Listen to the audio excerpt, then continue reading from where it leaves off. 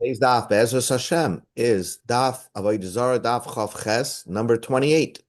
And we'll begin from daf Chav Zayin, Amud Beis.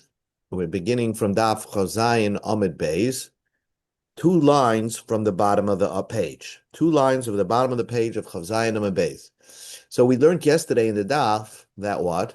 That you're not allowed to go to a goyish doctor. Why? Because he might kill you. So Amar Rabbi Yochanan said, Kol maka shemechalel as a Shabbos, ein misrapim behem. If it's a type of illness that a person could die very soon, so and you would be mechalel Shabbos for such a person, you're not allowed to go to a goyish doctor. Why? Because he might kill you, and he's not afraid to kill you because the person was going to die anyway, right? So he's not going to lose his reputation.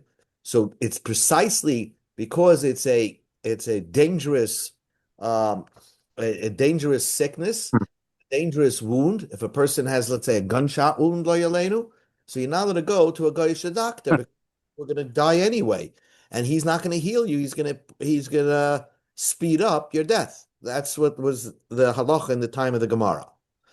The Ika de Amri, others say, Amar Rabba Babachon Am Rabbi Yochanan. Rabbi Yochanan said the following. This was the version. Kol, we go to Chav Chesam and Aleph, Kol Mako Shecholol Ein Misrapim Behen. An internal, if it's an internal wound, right? You have an internal bleeding, then you're not allowed to go to a goyish doctor. Same idea, because he might kill you and not be worried about his reputation because you were going to die anyway. Says the Gemara by Benaya, what's the difference between the two versions that I said? Either way, if you're in the emergency room, you can't go to a goyish doctor. Answers the Gemara, Ika Benayu, Gav Hayad, Vegav Aregal. If you have a wound on the top of your hand, on the top of your feet. Now, those are very dangerous wounds, right? A wound on top of your hand and the wound on top of your feet is a very dangerous wound. A person could die from it. However, one could think, since it's not an internal wound, if the guy does something funny and strange, you could always wipe it off. If he puts a poison on that wound, you could wipe it off. So the Amarav Adabar Mas Nomarav, Gav Hayad V'Gav Haregel, Harehen Kamaka Shechala. If a person has a wound on top of his hand, I guess there's some veins there, and the top of his feet, so that's a very dangerous wound. Harehen Kamaka Shechala. You got to treat it like an internal wound, and therefore Umechalal Alein as a Shabbos, you're allowed to desecrate the Shabbos. So it's a very dangerous type of wound. However, even though it's a dangerous type of wound, but since it's not internal, if the guy is going to do something funny, you're going to be able to lick off the poison. Therefore, you're allowed to go to the guy according to that version. But if you're going to the version, according to the first version that said that any type of dangerous wound, you're not allowed to go to a guy on Shabbos. So it doesn't matter where the wound is, you're not allowed to go to a guy to heal you. Now we go into new Gemara. Daf Chav Ches Amud Aleph, 5 lines from the top. Again, once we're discussing dangerous wounds on Shabbos, Rav said, Kol Maka Shetzrika Oimid. A person, let's say, he doesn't say much. The guy who has the wound doesn't say much. But if I look at it as a layman, and I said, I got to take him to a doctor because he might die, right? I'm not sure. Then I'm allowed to desecrate the Shabbos because it's like a suffix pekuach nefesh, and you're allowed to be mechalel Shabbos. Oma Rav Shemen bar Abba Rabbi Yochanan. V'hai ishta tzamirta. This sickness called ishta tzamirta. So Rashi says choy lichama. I guess it's a heat stroke or a very high fever. Balaz, it's called maybe malaria. And Samirta Lashon Sreifa v'Chamim. So Ishta is the sickness called malaria that causes a very burning fever. Okay? So now, how do we treat that? So Kamaka Shachol Dami. That's as if you had a gunshot wound. So that's a dangerous situation. Umechalal Shabbos. You're allowed to mechalal Shabbos. So any internal wound, we said before, is a dangerous situation, and you're allowed to be mechalal Shabbos. But what's called internal? So the Gemara asks, Meheichen makan shalcholo. What is called an internal wound? So Perish Rabami said, Min hasafa v'lifnim, from the lips inwards. So as you know, right behind the lips, already that's considered, any wound over there is considered to be dangerous. Yimechal Shabbos. Not so fast. Boy Rab Lezer asked the question. Let's say a person has a wound by his gums or teeth. What's the din of that? What should be the difference? It's inside of you, but kiven te'akushininu, since it's very hard, right? Somehow it's firm. It's firm in place. Kemaka de baroidami. We treat it as an external wound, and therefore you would not be mechal Shabbos. By dilma, or maybe kiven de gavoy kama, since it's on the inside of you, kemaka shachalodami. It's considered as if an internal wound, an internal bleeding. So what's the din by a wound by the gums or the teeth? Omar Abaya says like this. I have a proof. Toshma, come in here. I'll prove it to you that it's very dangerous. Why? Because the Mishnah says, the Brisa says, Hachoishes b'shinov. If someone has a problem with his teeth, let's say it's giving him pain, a little bit of pain. Lo yigama b'henes. So you're not allowed to you're not allowed to swallow vinegar. Somehow vinegar will dull the pain, and we have a din that if you're just in pain, you're not allowed to take a painkiller on Shabbos, because the gezerah, you might be crush herbs to make your own medicine on Shabbos. So we don't allow that because you're not in danger. You just choishes b'shinav. You just have a little pain. So choishes hu delay. So we make an inference. If you're just in pain, then you're not allowed to swallow vinegar. Hakoiv le tuva. But if you're feeling extreme pain, so then you're in a dangerous situation. Shapidomi. Then you're allowed to be mechal Shabbos. You're allowed to drink the vinegar. So we see that if someone feels vinegar, feels a strong pain in his teeth, we treat it like as if he has an internal wound, an internal bleed or something like that, and you're mechal Shabbos. And says the Gemara, not so fast. It may not be such a proof from this brisa. Dilma Tana Hechad the Koivle Tiva Choishes Nami Karile. This Tana would not differentiate, even if it's very painful, considered like a minor pain. And either way, this Tana holds you never mechal Shabbos for any pain of the teeth. It's not clear from the brisa that there will be a difference between a minor pain in the teeth and a extreme pain in the teeth. Maybe this brisa holds no difference. You never mechal Shabbos.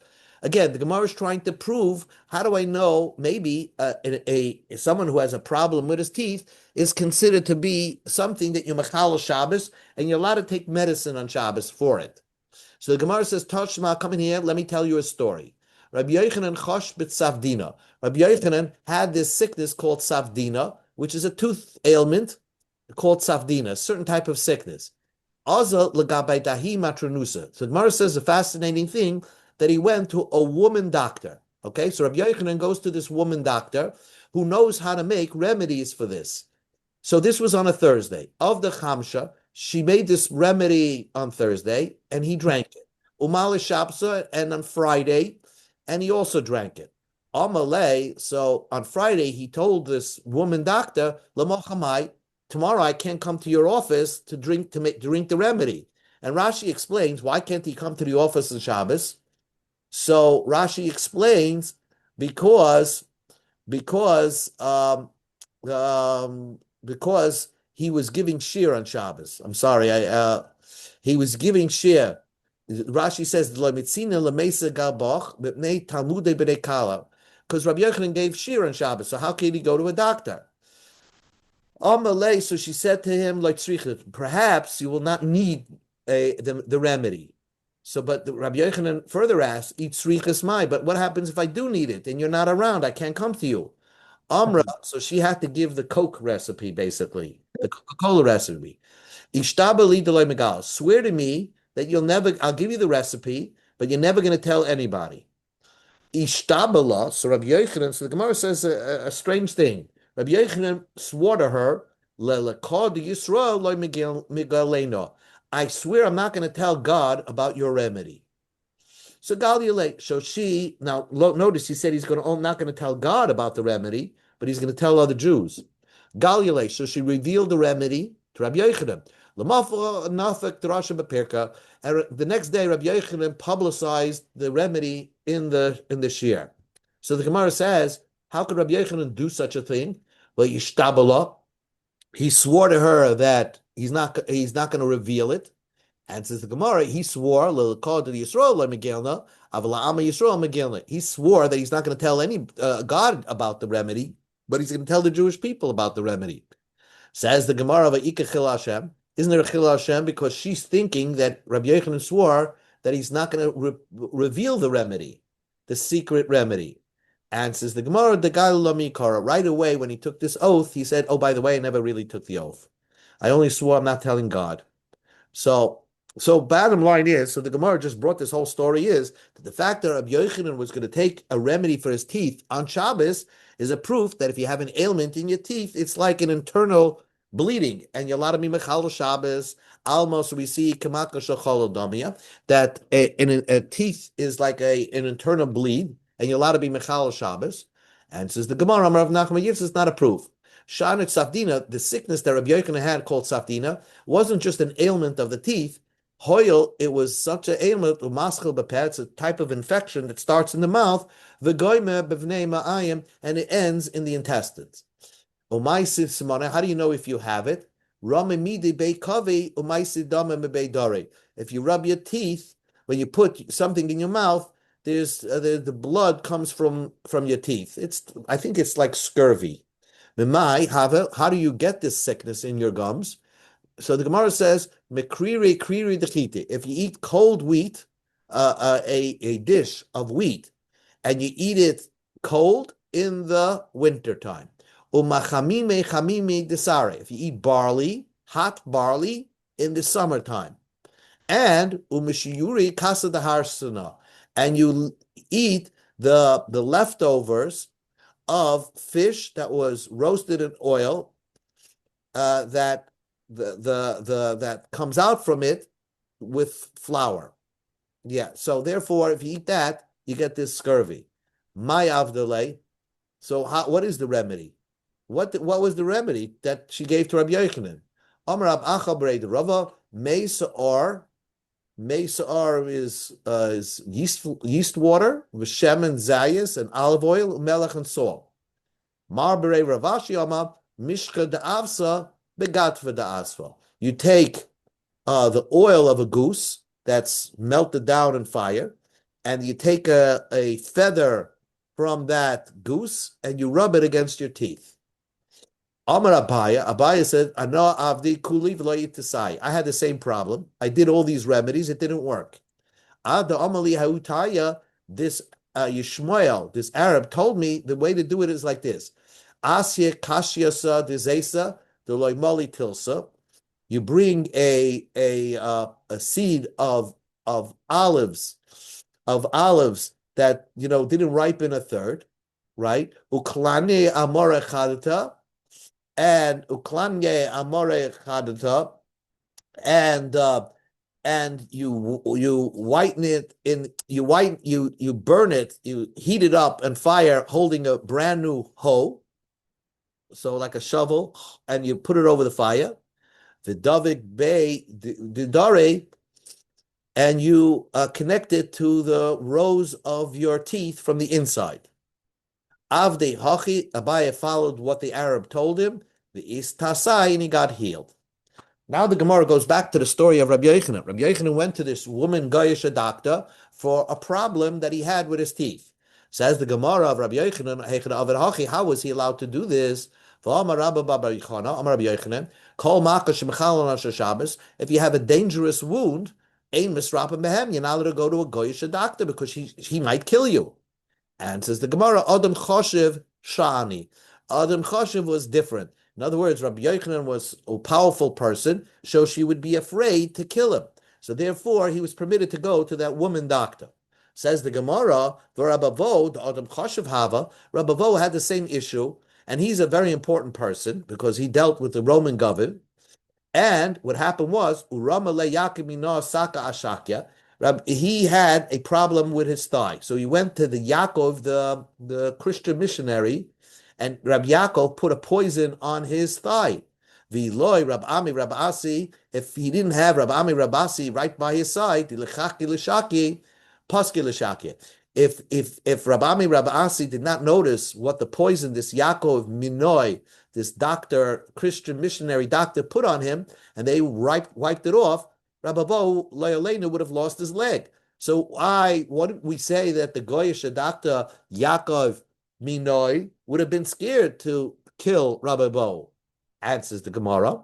Rabbi Yochanan went to a normal doctor. So the Gemara thought that Rababo went to a holistic doctor, a quack.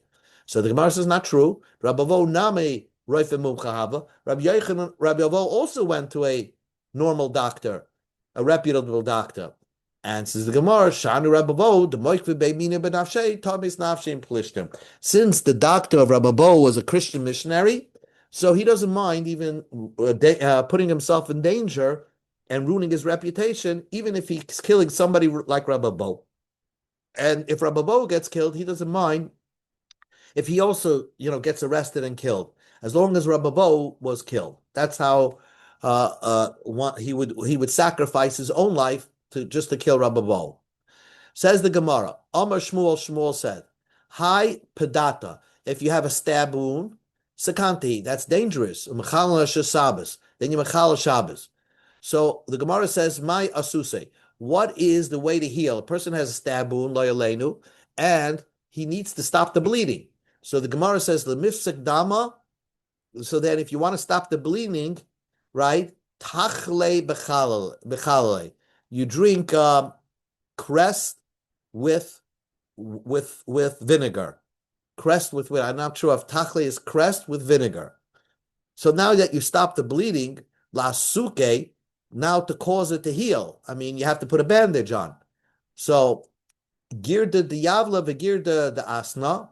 You put this a bandage that has a grass called yavla, right? And that you grind the roots of this type of grass and some type of plant, or nikra mikilasa, right? Or you use chickens have worms. They pluck worms from the garbage, right? So you take those worms and I guess you make a bandage out of it, or you put it on the bandage.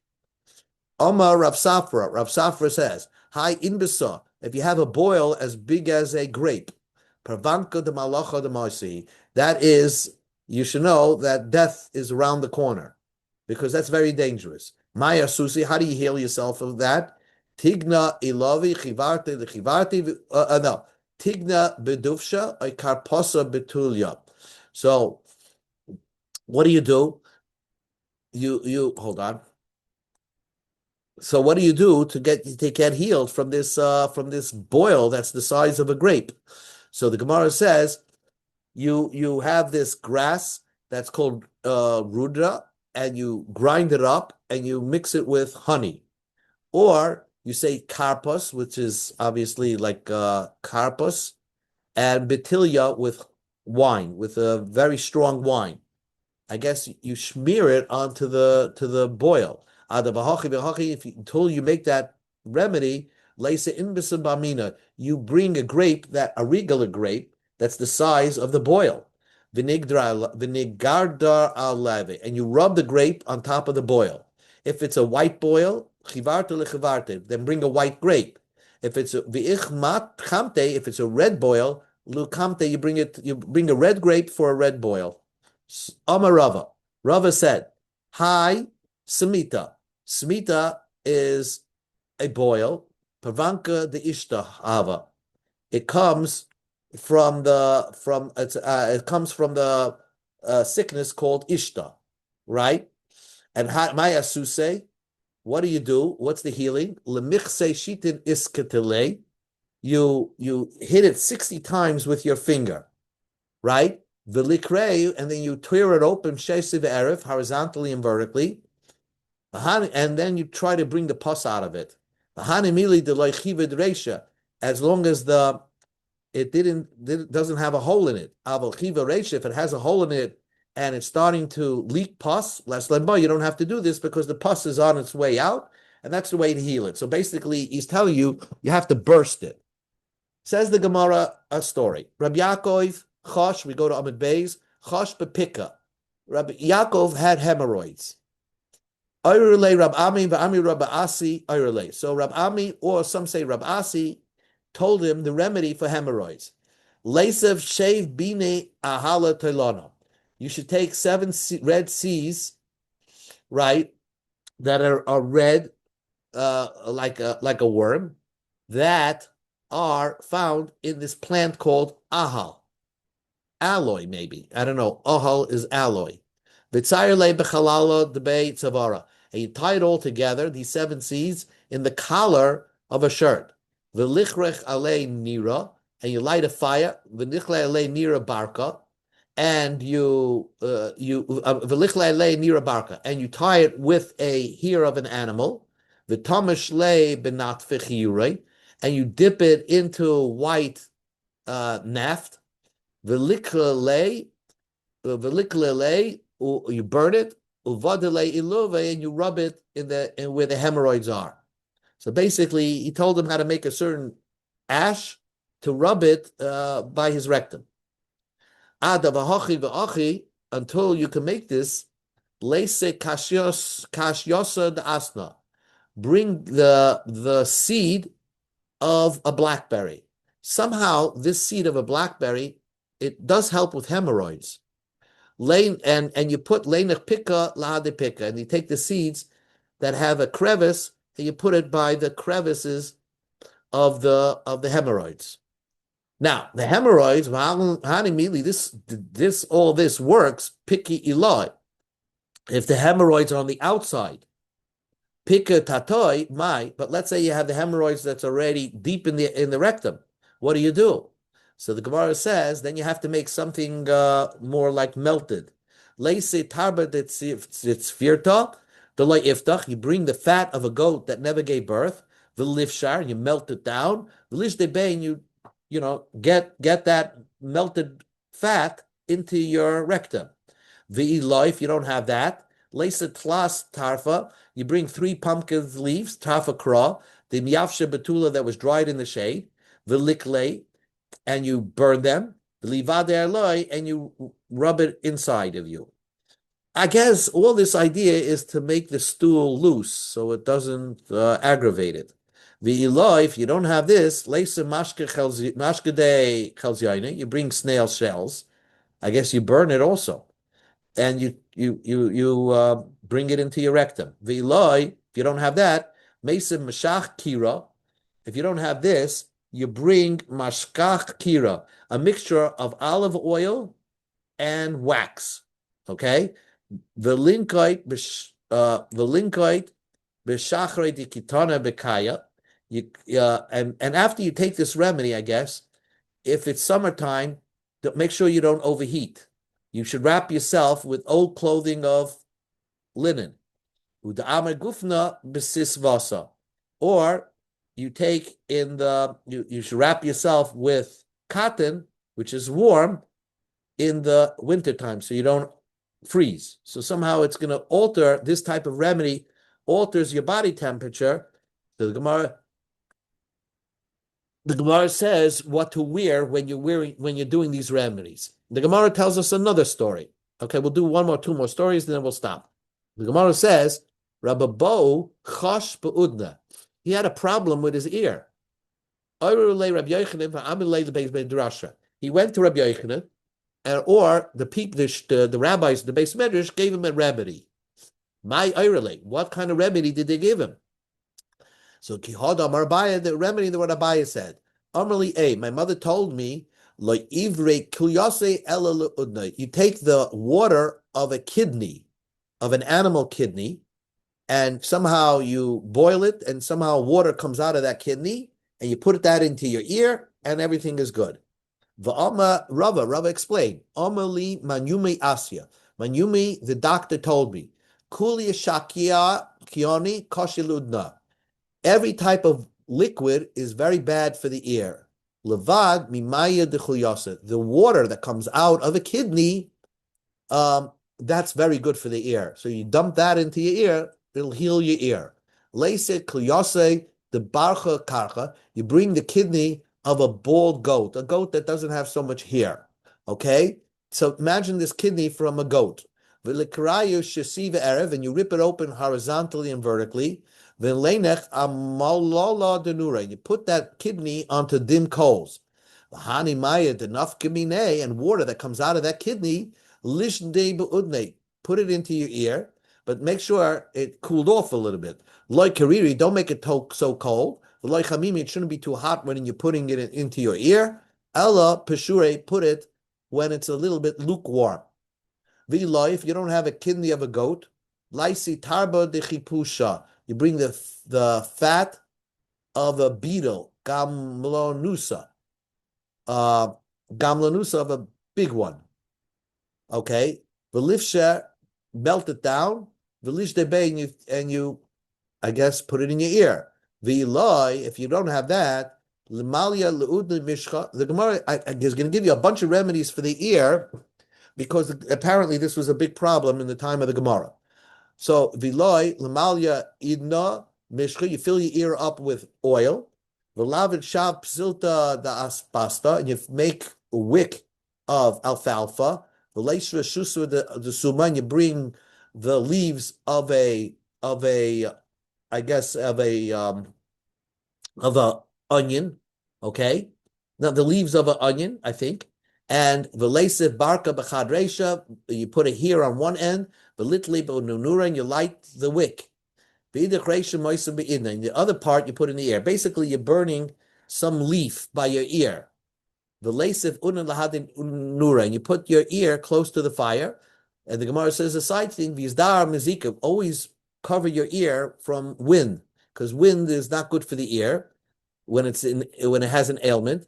When one leaf burns up, you use another leaf. Okay?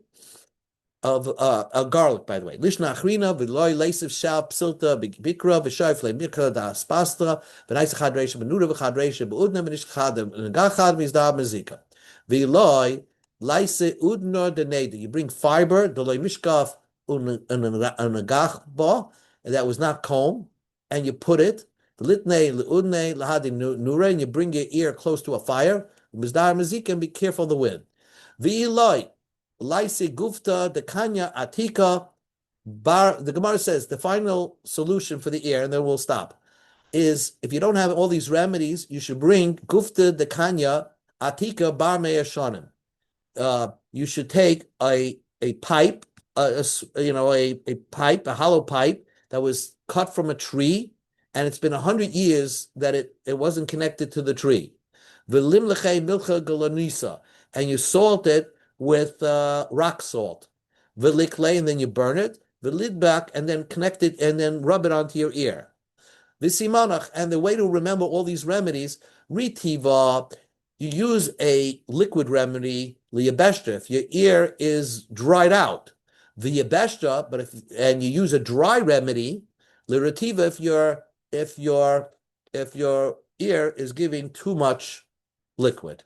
Okay, we're going to start from Omar Rabba Baruch Chana, Rabba Sutra. We'll do that tomorrow. I'll tell you something interesting about dental